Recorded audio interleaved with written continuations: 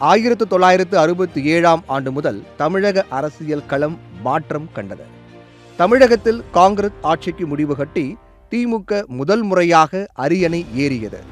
அதன்படி 1967ஆம் ஆண்டு முதல் 1969ஆம் ஆண்டு வரை சரியாக ஒரு ஆண்டு 334 நாட்கள் தமிழக முதலமைச்சராக இருந்தார் திமுகவை சேர்ந்த அண்ணாதுரை.